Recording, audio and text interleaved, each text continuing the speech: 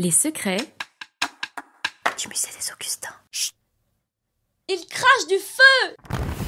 Où l'on découvre un parallèle historique explosif. Nous sommes à la fin du XVIIIe siècle. Pierre-Henri de Valenciennes, originaire de Toulouse, comme son nom ne l'indique pas, séjourne en Italie.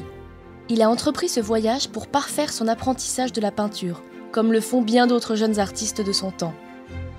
S'il réside principalement à Rome, il s'aventure également dans d'autres contrées, comme la Sicile ou Naples. C'est d'ailleurs dans cette ville du sud du pays qu'il va assister à un événement exceptionnel. Durant ces années italiennes, il arpente la campagne avec ses pinceaux pour réaliser de petites toiles tirées directement de ce qu'il a sous les yeux. Car ce que Valenciennes aime peindre par-dessus tout, ce sont les paysages. Ça tombe bien, Naples lui offre une vue incomparable sur le Vésuve, un majestueux volcan. Majestueux mais dangereux. Valenciennes le découvre de ses propres yeux, en étant témoin d'une impressionnante éruption qu'il décrira comme le spectacle le plus terrible et le plus magnifique que puisse présenter la nature. Coïncidence étrange, ce phénomène auquel assiste notre peintre survient exactement 1700 ans après l'éruption du même volcan. En l'an 79 de notre ère, il a anéanti les villes de Pompéi et d'Herculanum. Ce hasard du calendrier a sans doute marqué Valenciennes. Lorsqu'il décide de représenter le Vésuve déchaîné, crachant d'immenses flammes rouges et de la lave en fusion, il ajoute à la scène un personnage historique. On l'aperçoit au premier plan, dans le bas du tableau.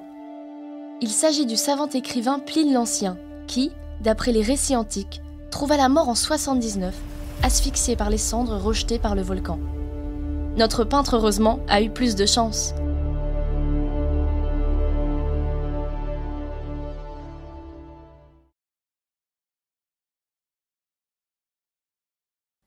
Oh la chouchoute!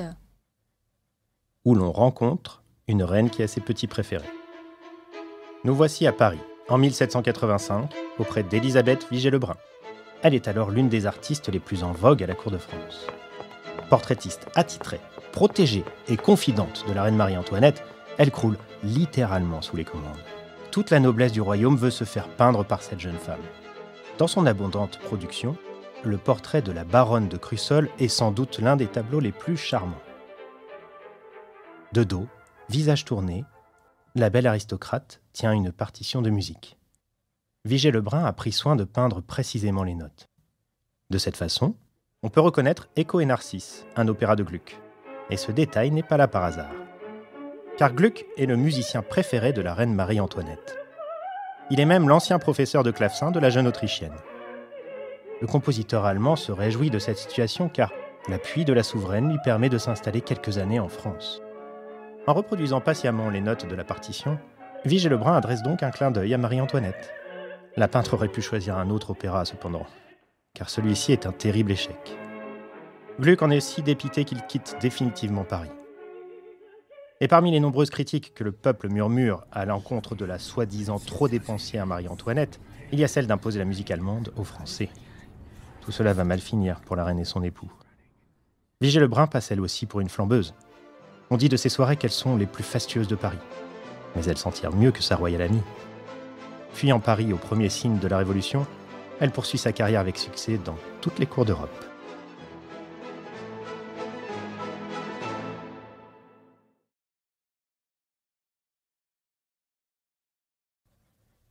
Nouveau look pour une nouvelle Pietà! Où l'on rencontre une sculpture qui dévoile son vrai visage. En 2011, la Pietà des Récollets mène une vie de star. Tout juste revenue de Paris, où elle a été prêtée pour une exposition au Grand Palais, la voilà qui participe à une autre rétrospective, à domicile cette fois, au musée des Augustins. Il faut dire qu'elle connaît une seconde jeunesse, car cette Pietà n'a pas toujours eu ce teint frais. Jusqu'à récemment, elle était même recouverte d'une épaisse couche grise. En cause, des siècles de repeints et de salissures qui s'étaient accumulés depuis sa création en 1510. C'est pourquoi le musée demande à 2 restauratrices de s'occuper de cette sculpture qui fait triste mine. Leur travail de fourmi permet petit à petit de révéler la polychromie d'origine, c'est-à-dire ces multiples couleurs peintes sur le bloc de pierre calcaire. Le doré des chevelures, le bleu azur, le vert profond et le rouge chatoyant des tenues sont un plaisir pour les yeux et redonnent tout son sens à l'œuvre.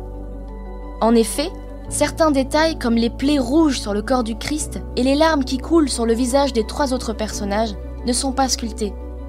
Ils étaient ajoutés à la peinture mais ne se voyaient plus sous la crasse. Sans ces éléments, impossible de saisir complètement le caractère dramatique et douloureux de la scène.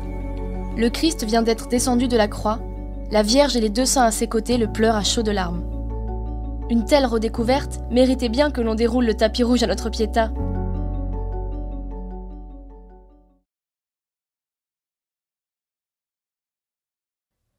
Arrière, Satan! Où l'on fait la connaissance d'un moine tourmenté. Nous sommes dans le couvent toulousain qui deviendra, à la Révolution, le musée des Augustins.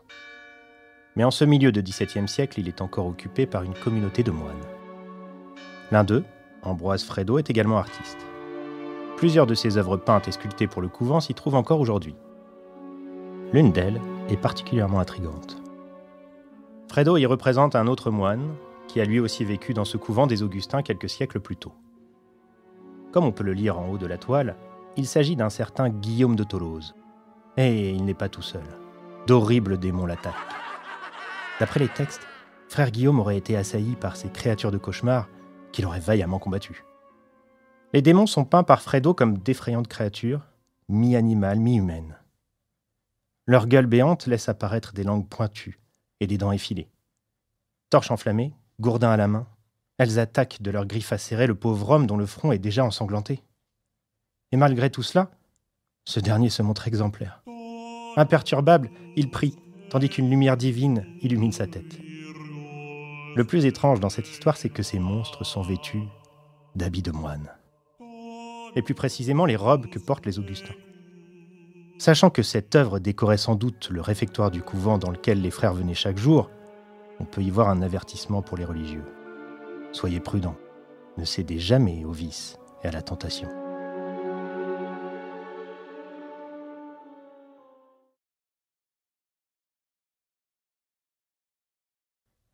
Le clou du spectacle.